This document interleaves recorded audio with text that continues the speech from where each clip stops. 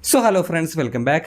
കഴിഞ്ഞ മത്സരം Durand കപ്പിലെ quarter ഫൈനൽസിൽ Bengaluru എഫ്സിക്കെതിരെ നേരിട്ട ആ ഒരു കേരള ബ്ലാസ്റ്റേഴ്സ് തോൽവിക്ക് ശേഷം ഒരുപാട് വിമർശനങ്ങൾ, നെഗറ്റീവായിട്ട് ഒരുപാട് കാര്യങ്ങൾ ഇങ്ങനെ ഉയർന്നു വരുന്നുണ്ട്. നമുക്കറിയാവുന്ന ഒരു കാര്യമാണ്, ഇതുവരെ നമ്മുടെ സൈനിങ്സ് ഒന്നും കംപ്ലീറ്റ് ആയിട്ടില്ല. അത് പ്രത്യേകിച്ച് ഫോറിൻ സ്ട്രൈക്കർ അത് അനൗൺസ് ചെയ്യാൻ മാത്രമാണ് ഇനി പെൻഡിങ് ഉള്ളതെന്നും കൺഫേം ആയി എന്നൊക്കെ കേൾക്കുന്നുണ്ട്. പക്ഷേ നമ്മൾ നഷ്ടപ്പെടുത്തിയുള്ള പ്ലേയേഴ്സ്, നിലവിലുള്ള പ്ലേയേഴ്സിന്റെ ക്വാളിറ്റി, ഇതിനൊക്കെ പറ്റി ചോദ്യങ്ങൾ വരുന്നുണ്ട്. അതുപോലെ തന്നെ ഈ സീസണിലെ നമ്മുടെ പുതിയ കോച്ചിന്റെ ടാക്ടിക്സ്, ആ ടാക്ടിക്സിലുള്ള ചില പ്രശ്നങ്ങൾ, അതിൽ പ്രത്യേകിച്ച് നമ്മുടെ ലൂണ ഫോം ഔട്ടാണോ അല്ലെങ്കിൽ ലൂണയെ മര്യാദക്ക് ഉപയോഗിക്കാത്തതാണോ എന്നുള്ളത് മറ്റൊരു ചോദ്യമായിട്ട് വരുന്നുണ്ട്. ഇത്തരം വിമർശനങ്ങളൊക്കെ വരുമ്പോൾ ഇതൊക്കെ ഉള്ളതാണോ അല്ലെങ്കിൽ ഈ പറയുന്ന കാര്യങ്ങളിൽ എന്തെങ്കിലും ഒരു കഴമ്പുണ്ടോ എന്നുള്ളത് നമ്മൾ ചർച്ച ചെയ്യേണ്ട, കണ്ടെത്തേണ്ട കാര്യങ്ങളാണ്. നമ്മൾ മാച്ചസ് വീണ്ടും റിപ്പീറ്റ് ആയിട്ട് കണ്ടു. അതിനുശേഷം ഈ പറഞ്ഞ കാര്യങ്ങളിൽ എൻ്റെ കുറച്ച് അഭിപ്രായങ്ങളാണ് നിങ്ങളിലേക്ക് ഷെയർ ചെയ്യുന്നത്. അതിൽ ആദ്യമേ തന്നെ നമ്മൾ കഴിഞ്ഞ മാച്ച് സ്പെസിഫിക് ആയിട്ട് വരികയാണെന്നുണ്ടെങ്കിൽ രണ്ട് ടീമിന്റെയും ലൈനപ്പ് നമ്മളൊന്ന് എടുത്ത് നോക്കുക. അതിലെ ബംഗളൂരു എഫ്സിയുടെ ലൈനപ്പ് നോക്കുകയാണെങ്കിൽ അവരുടെ ഫോറിൻ സൈനിങ്സ് കംപ്ലീറ്റ് ആണ്, ഇന്ത്യൻ സൈനിങ്സും ഓൾമോസ്റ്റ് കംപ്ലീറ്റ് ആണ്. ഇനി പുതിയ പ്ലേയേഴ്സ് വരാനുള്ള ചാൻസസ് അവർക്ക് വളരെ കുറവാണ്. ആൻഡ് അവർ ഓൾറെഡി ISLിലേക്കുള്ള സെറ്റായിട്ടുള്ള ഒരു സ്ക്വാഡും ലൈനപ്പും വെച്ചിട്ടാണ് അവർ കളിക്കുന്നത്. അതേസമയം കേരള ബ്ലാസ്റ്റേഴ്സിന്റെ കാര്യത്തിലേക്ക് വരികയാണെങ്കിൽ ഈ വീഡിയോ റെക്കോർഡ് ചെയ്യുമ്പോഴേയും ഒരു സൈനിങ് അനൗൺസ്മെന്റ് വന്നതായിട്ട് നമുക്കറിയില്ല. ആൻഡ് അതുപോലെ തന്നെ നമുക്ക് നഷ്ടപ്പെട്ടിട്ടുള്ള പല പ്ലേയേഴ്സിനെയും അല്ലെങ്കിൽ നമ്മൾ കൊടുത്തിട്ടുള്ള അല്ലെങ്കിൽ ടീം വിട്ടുപോയിട്ടുള്ള പല പ്ലേയേഴ്സിനും പകരമായിട്ട് റീപ്ലേസ്മെന്റോ അല്ലെങ്കിൽ ആവശ്യമായ പൊസിഷൻസിലുള്ള കൃത്യമായ രീതിയിലുള്ള പുതിയ പ്ലേയേഴ്സിന്റെ വരവോ നമ്മൾ കണ്ടിട്ടില്ല. അവിടെ തന്നെ നമുക്ക് ഓൾറെഡി മനസ്സിലാക്കാൻ പറ്റുന്ന ഒരു കാര്യം, ഇപ്പോഴും ഒരു പണി തീരാത്ത വീട് പോലെയാണ്. ISLന്റെ ഫിക്സർ ഓൾറെഡി വന്നു കഴിഞ്ഞു, എന്നിട്ട് പോലും ആ ഒരു പ്രിപ്പറേഷൻസ് അല്ലെങ്കിൽ ആ ഒരു റിസോഴ്സസ് ഇപ്പോഴും ബ്ലാസ്റ്റേഴ്സിന്റെ കംപ്ലീറ്റ്ലി സെറ്റായി എന്ന് പറയാൻ പറ്റാത്തൊരവസ്ഥയാണെന്ന് പറയാം. ഇനി കളിയിലേക്ക് വരുമ്പോൾ ആ മാച്ചിൽ ലൈനപ്പിൽ നമ്മൾ കാണുന്ന ഒരു സിമിലാരിറ്റി എന്ന് പറയുന്നത്, ബ്ലാസ്റ്റേഴ്സ് കളിച്ചതും 4-3-3 ആണ്, ബംഗളൂരു എഫ്സിയും കളിച്ചത് 4-3-3 ആണ്. ഈ 4-3-3 തന്നെ പല കോച്ചുമാരും പല രീതിയിലായിരിക്കും ഉപയോഗിക്കുക. പക്ഷേ എന്തുകൊണ്ട് ഈ ഒരു മാച്ചിൽ 4-3-3 കളിച്ച ബംഗളൂരു എഫ്സിക്ക് കിട്ടിയ കൺട്രോളും ബംഗളൂരു എഫ്സിക്ക് കിട്ടിയ ആ ഒരു ഡോമിനേഷനും ബ്ലാസ്റ്റേഴ്സിന് കിട്ടിയില്ല എന്നുള്ളത് നമ്മൾ പരിശോധിക്കേണ്ട ഒരു കാര്യമാണ്. അവിടെ എനിക്ക് ഏറ്റവും അധികം ഈ ഒരു മാച്ചിൽ പ്രശ്നമായിട്ട് ഫീൽ ചെയ്തൊരു കാര്യം ബ്ലാസ്റ്റേഴ്സിന്റെ 4-3-3 ഷേപ്പിലുള്ള ഡിഫെൻഡിങ് ആണ്. ഈ 4-3-3 ഫോർമേഷൻ ഉപയോഗിക്കുന്ന പല കോച്ചുമാരും ഡിഫെൻസീവ് ഷേപ്പിൽ ഒരു ഷിഫ്റ്റിംഗ് കൊണ്ടുവരാറുണ്ട്. നമ്മൾ ഓൾറെഡി ഈ 4-3-3 വെച്ചുള്ള ഡിഫെൻസീവ് രീതികളെ പറ്റി സംസാരിച്ചാണ്. അവിടെ 4-4-2 അല്ലെങ്കിൽ 4-1-4-1 അല്ലെങ്കിൽ 4-5-1 അത്തരം ഫോർമേഷൻസിലേക്കുള്ള ചേഞ്ചസ് നമ്മൾ ഡിഫെൻസീവിൽ കാണാറുണ്ട്. ബ്ലാസ്റ്റേഴ്സിന്റെ ആദ്യത്തെ കുറച്ച് ഡ്യൂറൻ കപ്പിലെ മാച്ചസ് എടുത്താലും അത്തരത്തിലുള്ള 4-4-2 മറ്റ് ഫോർമേഷൻസിലേക്കുള്ള ഷിഫ്റ്റിംഗ് നമുക്ക് കാണാം. പക്ഷേ ഈ ഒരു മാച്ചിൽ അത്തരം ഒരു ഷിഫ്റ്റിംഗിലേക്ക് സാറേ പോയിട്ടില്ല. ഈ 4-3-3 വെച്ച് ഡിഫെൻഡ് ചെയ്യുമ്പോഴുള്ള പ്രധാനപ്പെട്ട പ്രശ്നം എന്ന് പറയുന്നത് വൈഡിൽ വരുന്ന സ്പേസ് ആണ്. അത് നമുക്ക് കഴിഞ്ഞ മാച്ചിൽ ആ ഒരു ഫസ്റ്റ് ഹാഫിൽ കൃത്യമായിട്ട് കാണാൻ സാധിക്കുന്നുണ്ടായിരുന്നു. ബംഗളൂരു എഫ്സിയുടെ ബിൽഡപ്പ് ഷേപ്പ് നോക്കുകയാണെന്നുണ്ടെങ്കിൽ അവർ ലെഫ്റ്റിലേക്ക് ഒന്ന് ഷിഫ്റ്റ് ചെയ്തിട്ട് അവരുടെ സെന്റർ ബാക്ക് ആ ഒരു ലെഫ്റ്റ് ബാക്ക് കളിക്കുന്ന പോസ്റ്റിലേക്കും ഫുൾ ബാക്ക് പുഷ് ചെയ്ത് ഫ്രണ്ടിലേക്ക് നിൽക്കുന്ന രീതിയിൽ ആ വൈഡ് ഓൾറെഡി ഒന്ന് പുഷ് ചെയ്ത് ആ സ്പേസ് യൂട്ടിലൈസ് ചെയ്യുന്ന രീതിയിലാണ് അവർ നിൽക്കുന്നത്. ആൻഡ് പല സമയത്തും ഇവരുടെ ബിൽഡപ്പ് നോക്കുകയാണെന്നുണ്ടെങ്കിൽ ആ വൈഡിൽ ആ ഒരു വേക്കൻറ്റ് സ്പേസിൽ ഈ 4-3-3 വരുമ്പോഴുള്ള ഗ്യാപ്പിൽ നിൽക്കുന്ന ഒരു പ്ലെയറിനെ ലോങ് ബോൾ കൊണ്ട് ഫൈൻഡ് ചെയ്യുന്ന മൂവ്മെന്റ്സും അതുപോലെ തന്നെ ഈ സെന്റർ ബാക്ക് ഫുൾ ബാക്കിനെ ഫൈൻഡ് ചെയ്യുന്ന മൂവ്മെന്റ്സും ഒരുപാട് കാണാം. ഇത് അവർക്ക് ആ ഒരു ബിൽഡപ്പ് കൺട്രോൾ കൊടുത്തിട്ടുണ്ട്. ഇപ്പോൾ ഒരു ടീം ബിൽഡപ്പ് ചെയ്ത് തുടങ്ങുന്ന സിറ്റുവേഷൻസിൽ അവർക്ക് കൃത്യമായിട്ട് ഓപ്പണന്റ് ഹാഫിലേക്ക് പന്തെത്തുന്നുണ്ടെങ്കിൽ, അവിടെ ഈ പറഞ്ഞ പോലെ റിക്കവറീസിനെ മറികടന്ന് അവർക്ക് ഓപ്പണന്റ് ഹാഫിലേക്ക് പന്തെത്താൻ സാധിക്കുന്നുണ്ടെങ്കിൽ അത് ആ ഒരു ടീമിന് കൊടുക്കുന്ന കൺട്രോൾ എന്ന് പറയുന്നത് ചെറുതല്ല.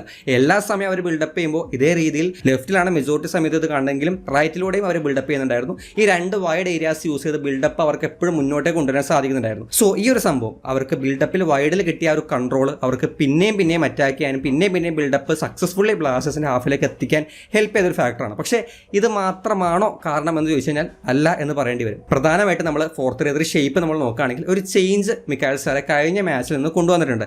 ആക്ച്വലി ആ ചേഞ്ച് ശരിക്കും വർക്ക് ആയിട്ടില്ലായിരുന്ന അല്ലെങ്കിൽ മുൻപൊരു തവണ ഉപയോഗിച്ചിട്ട് വർക്ക് ആവാതിരുന്ന ഒരു ചേഞ്ചാണ് ലൂണയെ മുന്നോട്ടേക്ക് കൊണ്ടുവരിക എന്ന് പറയുന്നത്. ഈ 4-3-3 നോക്കുകയാണെങ്കിൽ ഫ്രണ്ടിൽ ലൂണ, നോവ, പെപ്ര ഇവർ 3 പേരാണ് ഫ്രണ്ടിലെ ഒരു ഫ്രണ്ട് ലൈൻ രൂപീകരിച്ചത്. അവർക്ക് പിന്നിലായിട്ട് ദാനിഷ് ഫാറൂഖ്, ഫ്രെഡി, ഐമൻ. ഈ ഐമൻ എന്ന് പറയുന്ന ഒരു വിങ്ങറായിട്ടും ലൂണയെ മിഡിലേക്ക് ഇറക്കിയിട്ടാണ് പല സമയത്തും കഴിഞ്ഞ മാച്ചസിലെല്ലാം ബ്ലാസ്റ്റേഴ്സ് കളിച്ചത്. പക്ഷേ ഈ മാച്ചിൽ ലൂണയെ വീണ്ടും ഫ്രണ്ടിലേക്ക് കൊണ്ടുവന്നു. ഈ സംഭവം നേരത്തെ ഉപയോഗിച്ചു എന്ന് പറഞ്ഞത് പഞ്ചാബ് എഫ്സിക്കെതിരെ ഡ്യൂറൻ കപ്പിൽ തന്നെ ഫസ്റ്റ് ഹാഫിലാണ്. ആ ഫസ്റ്റ് ഹാഫിൽ ഈ പറഞ്ഞ കാര്യങ്ങളൊന്നും നടക്കുന്നില്ല എന്ന് കണ്ടു കഴിഞ്ഞപ്പോൾ ഈ പറഞ്ഞ സെക്കൻഡ് ഹാഫിൽ ആ ചേഞ്ചസ് കൊണ്ടുവന്ന് ലൂണയെ വീണ്ടും ആ ഒരു മിഡിലേക്ക് കൊണ്ടുവന്നിട്ടുണ്ടായിരുന്നു. പക്ഷേ പിന്നെയും എന്തുകൊണ്ടാണ് ലൂണയെ ആ ഒരു ഫ്രണ്ടിലേക്ക് കൊണ്ടുവരാൻ കോച്ചിനെ തോന്നിപ്പിച്ച ഒരു കാര്യം എന്ന് ചോദിച്ചു കഴിഞ്ഞാൽ രണ്ട് കാര്യങ്ങളാണ് എനിക്ക് കണ്ടുപിടിക്കാൻ സാധിച്ചത്. ഒന്നാമത്തേത് ലൂണയുടെ അപാരമായിട്ടുള്ള പ്രസ്സിംഗ് എബിലിറ്റി. അദ്ദേഹം നല്ല രീതിയിൽ പ്രസ് ചെയ്യാൻ കഴിവുള്ള ഒരു പ്ലെയറാണ്. പക്ഷേ ഒരു മാച്ചിലുടനീളം ബ്ലാസ്റ്റേഴ്സ് അങ്ങനെ ഫ്രണ്ട് ലൈൻ പ്രസ്സിങ്ങിന് അധികമായിട്ട് ശ്രമിച്ചിട്ടില്ല. പക്ഷേ ഫ്രണ്ടിൽ അവർ ബിൽഡപ്പ് ചെയ്യുന്ന സമയത്ത് ലൂണ പ്രസ് ചെയ്യാൻ ശ്രമിച്ചിട്ടുണ്ട്. അതായിരിക്കാം ഒരു ഫാക്ടർ. രണ്ടാമത്തെ ഫാക്ടർ എന്ന് പറയുന്നത് ഈ ഒരു മൂവ്മെൻ്റ് ആണ്. ഇവിടെ ലൂണ, പെപ്ര, നോവ ഈ 3 പേര് ചേർന്ന് നല്ല ഉഗ്രൻ ഒരു മൂവ്മെൻറ്റ് ഓപ്പൺ ഹാഫിൻ്റെ ബോക്സിനകത്തേക്ക് എത്തിക്കുന്നതും അവിടെ നിന്ന് നോവയ്ക്ക് ഒരു ചാൻസ് ഓൾമോസ്റ്റ് കൺവേർട്ട് ചെയ്യാൻ പറ്റുന്ന ഒരു ചാൻസ് കിട്ടുന്നുണ്ടായിരുന്നു. രണ്ടാമത്തെ ഫാക്ടർ ഈ ലൂണ, നോവ, പെപ്ര അവരുടെ കോമ്പിനേഷൻ ഫ്രണ്ടിൽ വർക്കൗട്ട് ചെയ്യിച്ചെടുക്കാൻ പറ്റുമെന്നുള്ളതാണ്. പക്ഷേ ഇവിടെ ലാക്ക് ചെയ്ത അല്ലെങ്കിൽ ഈ ഐഡിയയ്ക്ക് ഒരു പ്രശ്നമായിട്ട് വെല്ലുവിളിയായിട്ട് വന്നൊരു കാര്യം ഫ്രണ്ടിലേക്ക് പന്ത് എത്തിയാൽ മാത്രമാണ് അവിടെ നിന്ന് ലൂണയ്ക്ക് ഈ പറഞ്ഞ പോലെയുള്ള കാര്യങ്ങൾ ചെയ്യാൻ പറ്റുക. ഫ്രണ്ടിലേക്ക് പന്ത് എത്തിയില്ലെങ്കിൽ ഈ പറഞ്ഞ പോലെ ബ്ലാസ്റ്റേഴ്സിന്റെ ബിൽഡപ്പ് അവിടെ വെച്ച് അവസാനിക്കും. സോ ഇവിടെയാണ് മിഡിലെ പ്ലേയേഴ്സിന്റെ പ്രസക്തിയും അവരുടെ ഒരു ക്വാളിറ്റിയും ചോദ്യം ചെയ്യപ്പെടുന്നത്. ഈ ഒരു മാച്ചിലേക്ക് വരുമ്പോൾ 2 നമ്പർ 10 പ്ലേയേഴ്സ് 2 ടീമിനും ഉണ്ട്. ആൽബർട്ടോ നൊഗേറ ബംഗളൂരു എഫ്സിക്ക് ഉണ്ട്, ലൂണ കേരള ബ്ലാസ്റ്റേഴ്സിനുണ്ട്. ഈ 2 പ്ലേയേഴ്സിനെയും 2 ടീമിന്റെ കോച്ചും 2 രീതിയിലാണ് ഉപയോഗിച്ചിട്ടുള്ളത്, 2 പോസിനിങ് ആണ് കൊടുത്തിട്ടുള്ളത്. ആൻഡ് ഇവിടെ വർക്കായത് നൊഗേറയും ഫെയിലായത് ലൂണയുമാണ്. എങ്ങനെയാണെന്ന് പറയാം. ബംഗളൂരു എഫ് സിയുടെ ആ ഒരു മൂവ്മെന്റ്സിലേക്ക് നോക്കുകയാണെന്നുണ്ടെങ്കിൽ അവിടെ മിഡിലാണ് നൊഗേറെ പ്ലേസ് ചെയ്തിട്ടുള്ളത്. ഈ മിഡിൽ അദ്ദേഹത്തിന് പോസ്റ്റ് വരുമ്പോൾ അതിന് പലപ്പോഴായിട്ട് ബിൽഡപ്പിൽ വന്ന് ഹെൽപ്പ് ചെയ്യാൻ പെട്ടെന്ന് സാധിക്കുന്നുണ്ടായിരുന്നു. ഇത് സെയിം സംഭവം നമ്മൾ ലൂണ ചെയ്യുന്നത് നമ്മൾ കാണാറുണ്ട്. അദ്ദേഹം എവിടെ കളിച്ചാലും ബിൽഡപ്പിൽ ഒന്ന് ഹെൽപ്പ് ചെയ്യാറുണ്ട്. പക്ഷേ ഇവിടെ ഈ പറഞ്ഞ പോലെ റിക്കവർ ചെയ്യുന്ന സമയത്താണെങ്കിലും അല്ലെങ്കിൽ ഈ ബിൽഡപ്പ് ചെയ്യുന്ന സമയത്താണെങ്കിലും പെട്ടെന്ന് റീച്ച് ചെയ്യാൻ പറ്റുന്ന ഡിസ്റ്റൻസിലാണ് നൊഗേർ ഉള്ളത്. മിഡിൽ നൊഗേർ നിൽക്കുമ്പോൾ അതിന് പെട്ടെന്ന് ഇറങ്ങി വരാൻ സാധിക്കും. പക്ഷേ ലൂൺ ഇറങ്ങി വന്നു കഴിഞ്ഞാൽ അവിടെ ഒരു പോസിഷൻ വേക്കൻ്റ് ആയി പോകും, ആ റൈറ്റ് വിങ് വേക്കൻ്റ് ആയി പോകും. അതുകൊണ്ടായിരിക്കാം ഒരു പക്ഷേ ഇൻസ്ട്രക്ഷൻ ലൂണയ്ക്ക് കൊടുത്തിട്ടുണ്ടാവുക അധികം ഇറങ്ങി വരണ്ടാന്നുള്ളത്. പക്ഷേ അവിടെ സംഭവിച്ച കാര്യം മറ്റൊന്നാണ്. ഇങ്ങനെ നൊഗേറ ഇറങ്ങി വരുന്നു, അദ്ദേഹം ബിൽഡപ്പിൽ ആ ഒരു കണ്ടിന്യൂസ് ആയിട്ടുള്ള ഹെൽപ്പ് ചെയ്യുമ്പോൾ നേരത്തെ പറഞ്ഞ വൈഡിലൂടെയുള്ള ബിൽഡപ്പ് കൺട്രോളിനൊപ്പം തന്നെ സെൻറ്ററിലൂടെയുള്ള കൺട്രോളും അല്ലെങ്കിൽ ക്രിയേറ്റീവ് എലമെൻറ്റും നല്ല രീതിയിൽ യൂസ് ചെയ്യാൻ സാധിക്കുന്നുണ്ടായിരുന്നു. ഈ ഒരു സംഭവം കൃത്യമായിട്ട് മനസ്സിലാക്കാൻ ഈ ഒരു മാച്ചിലെ ബ്ലാസ്റ്റേഴ്സിൻ്റെയും ബംഗളൂരു എഫ് സിയുടെയും ബിൽഡപ്സ് തമ്മിൽ ജസ്റ്റ് ഒന്ന് കമ്പയർ ചെയ്ത് നോക്കിയാൽ മതി. ഇവിടെ ബംഗളൂരു എഫ് സിയുടെ ഈ ഒരു ബിൽഡപ്പ് എടുത്ത് നോക്കാം. ഇവിടെ അവർ ബാക്കിൽ ഓപ്ഷൻസിന് വേണ്ടി ട്രൈ ചെയ്യാണ്. ഈ പറഞ്ഞ പോലെ പെട്ടെന്നൊരു ഓപ്ഷൻ കാണുന്നില്ല.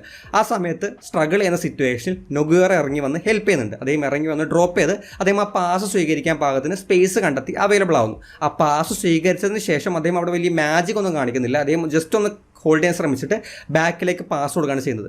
അങ്ങനെ പാസ് കൊടുത്ത് ആ പന്ത് റൈറ്റിലേക്ക് പോകുമ്പോൾ നൊഗേറയും കൂടെ പോവുകയാണ്. ഇവിടെ ഒരു പക്ക ഫ്രീ റോളായിട്ട് തന്നെയാണ് നൊഗേറ ഉപയോഗിക്കുന്നത്. അദ്ദേഹത്തിന് ഒരു സ്പെസിഫിക് പോഷൻ കൊടുത്തിട്ടില്ല. പന്തിനനുസരിച്ച് പന്ത് എങ്ങോട്ടേക്കാണോ പോകുന്നത് ആ പന്തിനനുസരിച്ച് പാരലി മൂവ് ചെയ്യാനുള്ള ഒരു ഫ്രീഡം നൊഗേറയ്ക്ക് കൊടുത്തിട്ടുണ്ട്. ആൻഡ് ഈ പന്ത് റൈറ്റിലേക്ക് പോകുമ്പോൾ നൊഗേറയും റൈറ്റിലേക്ക് പോകുന്നുണ്ട്. അവിടെ നിന്ന് ഒരു പാസ് സ്വീകരിച്ച് റിട്ടേൺ പാസ് കൂടി കൊടുക്കുന്നു.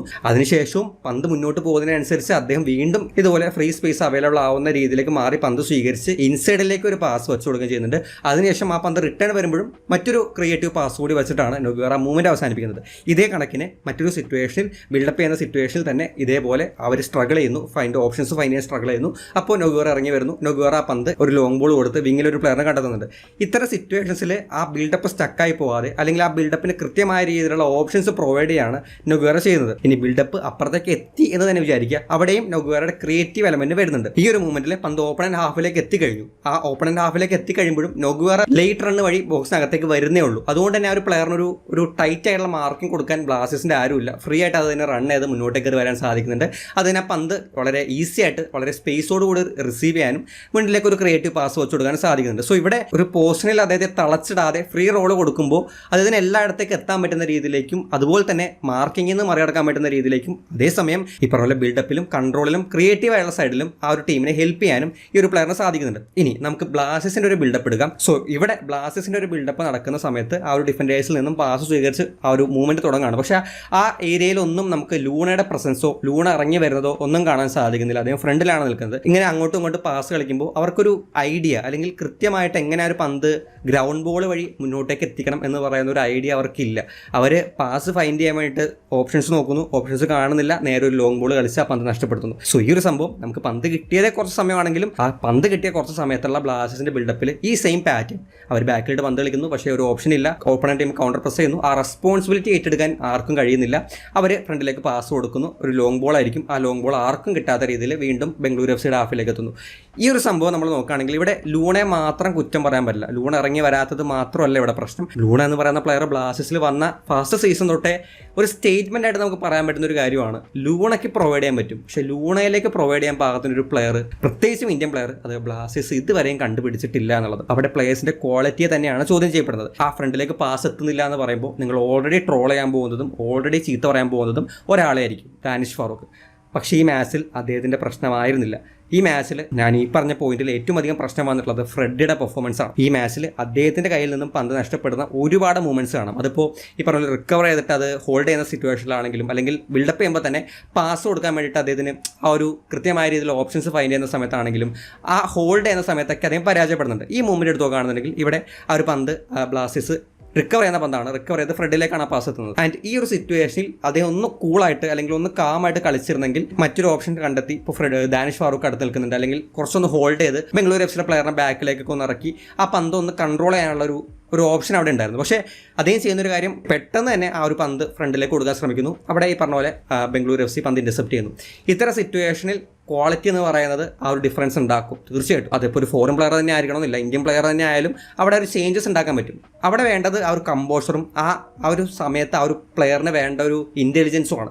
ആ സമയത്ത് ആ ഒരു പന്ത് ഒന്ന് ഹോൾഡ് ചെയ്ത് ആ ബംഗളൂരു FC പ്ലേയേഴ്സിനെ ഒന്ന് കൂൾ ഡൗൺ ചെയ്യിച്ച് ആ ഒരു പന്ത് നമ്മുടെ വരുതിയിൽ തന്നെ വെക്കാൻ സാധിച്ചിരുന്നെങ്കിൽ ഒരു പക്ഷേ കണ്ടിന്യൂസ് ആയിട്ടുള്ള അറ്റാക്കിൽ നിന്നും കുറച്ചൊക്കെ നമുക്ക് ഈ പറഞ്ഞ പോലെ ഒരു സമാധാനം കിട്ടിയേനെ. പക്ഷേ ഒരു മെജോറിറ്റി ടൈമിലും അദ്ദേഹത്തിൽ നിന്ന് ആ ഹോൾഡിംഗ് എന്ന് പറയുന്ന കാര്യം, പന്ത് കൺട്രോൾ ചെയ്യുന്നൊരു കാര്യം നഷ്ടപ്പെടുന്നുണ്ട്. ഇവിടെ ഇദ്ദേഹം മാത്രമാണ് കുറ്റക്കാരൻ എന്നും പറയാൻ പറ്റില്ല. അദ്ദേഹത്തിന് ഒത്ത സപ്പോർട്ട് നമുക്ക് മറ്റ് പ്ലെയേഴ്സിൽ നിന്ന് കിട്ടണം. മിഡിൽ ലൂണ ഇല്ലെങ്കിൽ അല്ലെങ്കിൽ അത്തരത്തിലൊരു പ്ലെയർ ഇല്ലെങ്കിൽ ആ മിഡ് മാനേജ് ചെയ്യാൻ പാകത്തിന് ഒരു ഇന്ത്യൻ പ്ലെയറിൻ്റെ സാന്നിധ്യം നമുക്ക് ഇതുവരെ കണ്ടെത്താൻ സാധിച്ചിട്ടില്ല. ആ ക്വാളിറ്റി നിലവിൽ ബ്ലാസ്റ്റേഴ്സിൻ്റെ ആ മിഡ്ഫീൽഡിൽ ഇല്ല എന്ന് ഉറപ്പിച്ച് പറയാൻ പറ്റും. ഇതേ സെയിം സംഭവം ബംഗളൂരു FC എങ്ങനെ മാനേജ് ചെയ്തു എന്നുള്ളത് കമ്പയർ ചെയ്യുമ്പോഴാണ് നമുക്ക് കുറച്ചുകൂടി കാര്യം മനസ്സിലാവുക. ഇതേപോലെ തന്നെ ബ്ലാസ്റ്റേഴ്സ് ഓപ്പണന്റ് ഹാഫിലേക്ക് എത്തിയ റെയർ ആയുള്ള ഒരു സിറ്റുവേഷൻ ഉണ്ടായിരുന്നു.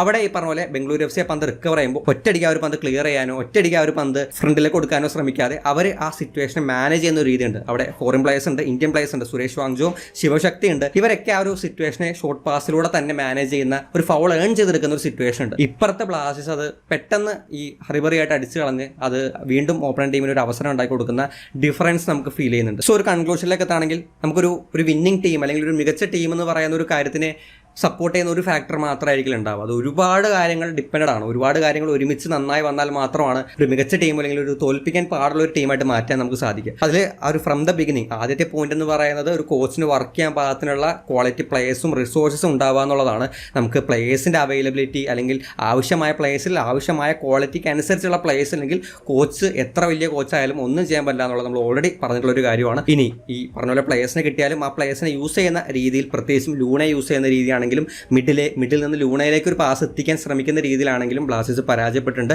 ഉള്ള പ്ലേയേഴ്സിനെ തന്നെ ഈ പറഞ്ഞ ഇത്തരം സിറ്റുവേഷൻസ് ഫേസ് ചെയ്യാനുള്ള ഒരു ക്വാളിറ്റിയും നമുക്ക് അത്ര ഉറപ്പായിട്ട് പറയാൻ പറ്റുന്ന രീതിയിലേക്ക് ഇതുവരെയും വന്നിട്ടില്ല. പ്രീ സീസൺ എന്നുള്ളത് ഓൾമോസ്റ്റ് അവസാനിച്ചു കഴിഞ്ഞു. ഇതിനോടകം തന്നെ അതൊക്കെ സെറ്റായി വരേണ്ടതാണ്. ഇപ്പോഴും പക്ഷേ നേരത്തെ പറഞ്ഞ പോലെ പണി തീരാത്തൊരു വീടായിട്ട് തന്നെ ബ്ലാസ്റ്റേഴ്സ് തുടർന്ന് പോയിക്കൊണ്ടിരിക്കുകയാണ്. എന്തായാലും ഈ ഒരു ടോപ്പിക്കിൽ നിങ്ങളുടെ അഭിപ്രായങ്ങൾ തീർച്ചയായിട്ടും കമന്റ് ബോക്സിൽ ഷെയർ ചെയ്യാൻ ശ്രമിക്കാം. നമുക്ക് എന്തായാലും മറ്റു വീഡിയോയിൽ കാണാം. ബൈ.